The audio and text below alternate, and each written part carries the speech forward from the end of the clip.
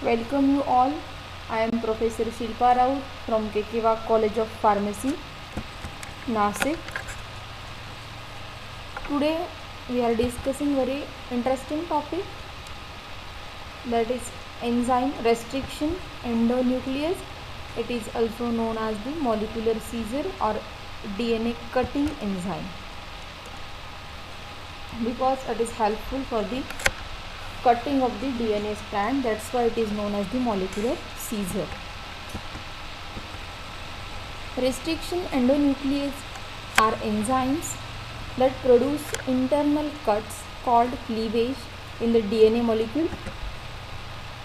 Restriction endonuclease enzyme is a bacterial enzyme that cuts a double-stranded DNA into fragments after recognizing specific nucleotide sequence known as recognition sequence or recognition site. Restriction enzymes are evolved by bacteria to resist viral attack. Hence, for the defense mechanism of the bacteria, this enzyme is secreted in viruses. Restriction enzymes are also known as molecular seizures, as I told you. Then we'll move to the discovery of the restriction enzyme. The term restriction enzyme originated from studies of phase lambda. In 1960, it was shown by Werner Erber and Matthew Messelsons, but they studied only about type 1 restriction enzyme. In 1970, Hamilton O. Smith and Thomas Kelly and Kent Wilcox isolated the characterized first type 2 restriction enzyme, that is HIN2, from bacterium Haemophilus influenza.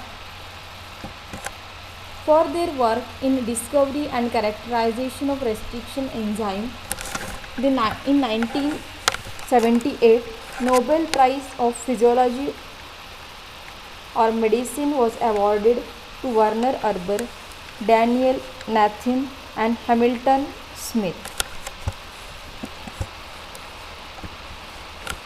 Then categorization of restriction enzyme on the basis of following points.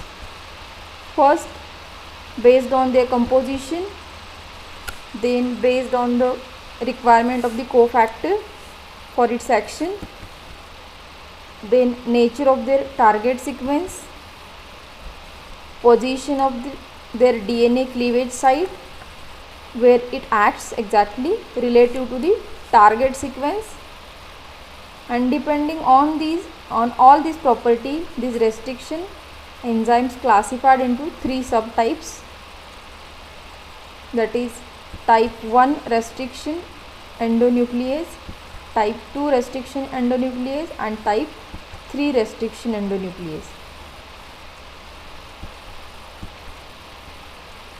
How this restriction enzyme works? Restriction enzyme recognize a specific sequence of nucleotides and produce a double-stranded cut in DNA. These cuts are of 2 types. First is the blunt end and second is the sticky end. If you see this blunt end, then uniform cutting is there, means you will have the 2 double-stranded form or double-stranded subunits of these fragment. But in case of sticky end, this cut is not straight like the blunt end. That's why you got some single-stranded overhangs with the sticky end. Now blunt end fragments can be joined to any other DNA fragment with blunt ends. Enzyme useful for certain types of the DNA cloning experiment.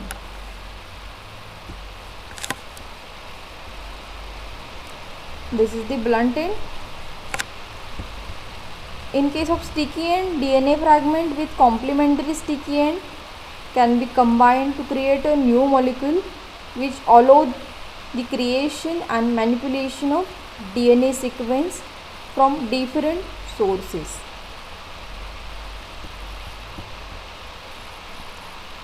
Again, this diagram will give you more clarification. What is the difference between sticky end and blunt end? If you see this, these are two blunt ends. No single stranded nucleotide is there or single stranded fragment is there. But in case of sticky end, this much and this much single stranded part is there with these two subunits, and this one is the recombined form. Now restriction endonuclease 1. The type 1 restriction enzyme have a complex structure with 3 different subunits: endonuclease, methyl transferase and recognition. These enzymes cut DNA at the random site far from the recognition sequence. Their restriction sites are also complex and discontinuous with spacer.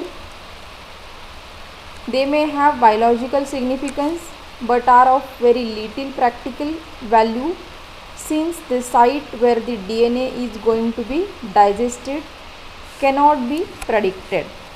Okay, this enzyme is useful for the cutting but not exactly at the recognition sequence. It is far from the recognition sequence, that's why it is of no use.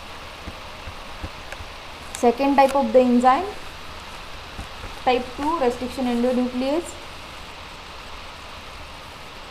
This enzyme cleaves the DNA at very precise and defined position close to or within the recognition sequence.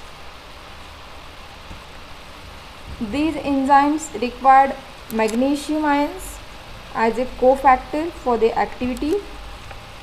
They are smaller in size in comparison to type 1 and 3 enzyme and mostly bind to DNA as a homodimer. The recognition site is mostly symmetric, showing two-fold symmetry. Most of type 2 enzyme cleave within the symmetric recognition sequence. These are the examples of type 2 restriction endonuclease, but there are other classes also that cleave outside their recognition sequence. Now see, this recognition sequence means what? The particular sequence where you want to cut it, the enzyme. This part is known as the recognition sequence, and as per our requirement, this restriction endonuclease type 2 enzyme cut the double stranded DNA. That's why it is most frequently used. When as compared to type 1 and type 3, it is also having a small size. Few other type of type 2 restriction enzyme cleave on both sides of the recognition sequence, releasing a small fragments. Cut of type 2 restriction endonucleases. Type 2 restriction enzyme can generate two different types of cut depending on whether they cut both strands at a center of recognition sequence. The former cut will generate blunt end, as we discussed earlier, blunt end with no nucleotide overhangs. The latter generates sticky or cohesive ends.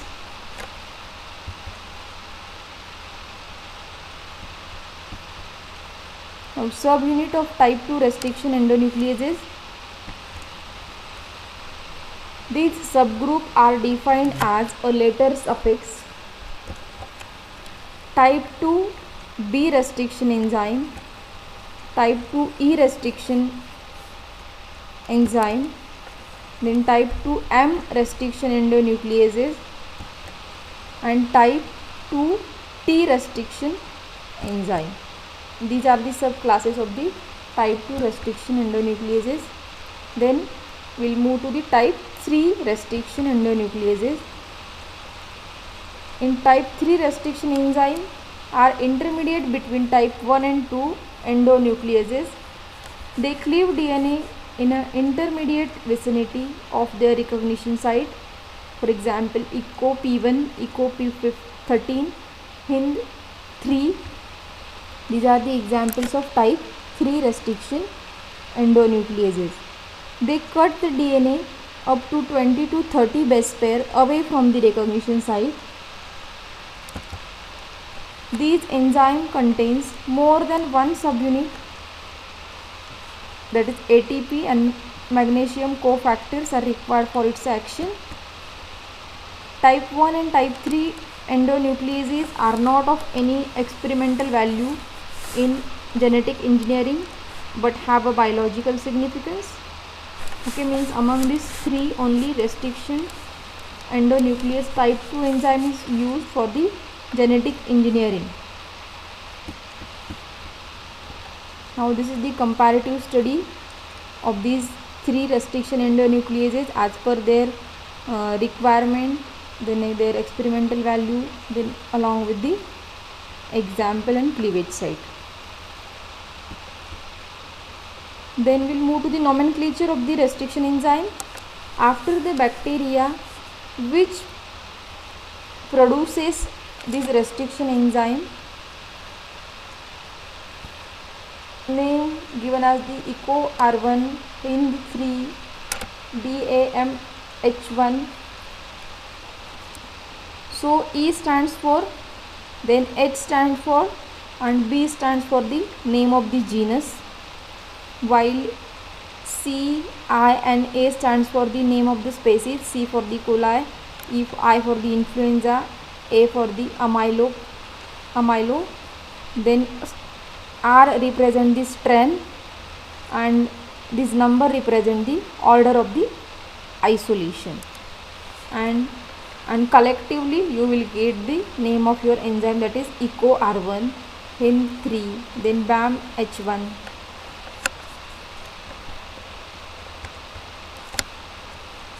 Again here is more clarification of the EcoR1.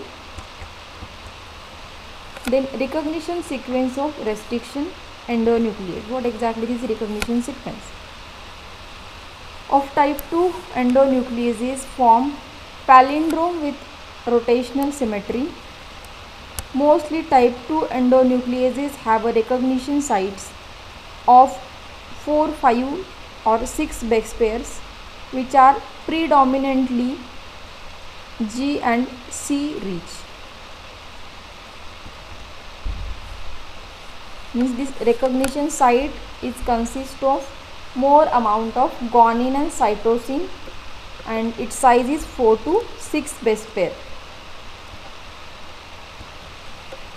Then applications of restriction enzymes, they are used in gene cloning and protein expression experiments.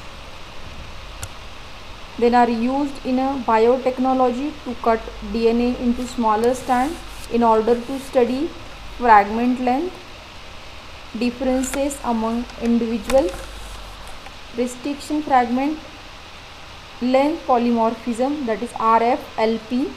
In this technique these restriction enzymes are used. Again these restriction enzymes also used in the Southern blotting technique for the purpose of cutting the DNA.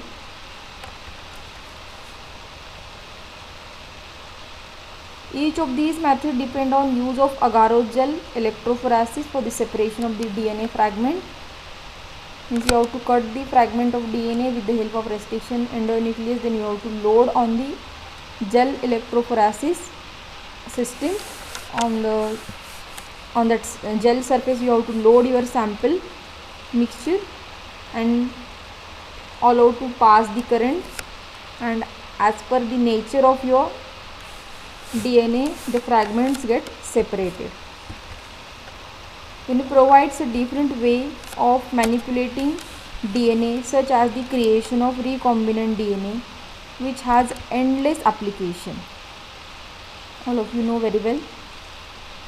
Allows for the large scale production human insulin for diabetes using E. coli as well as for the hepatitis B and HPV vaccine.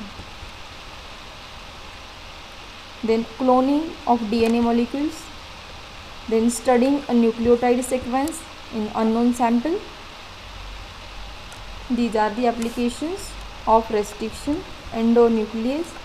This is all about the molecular scissor or DNA cutting enzyme, that is restriction endonuclease. Thank you.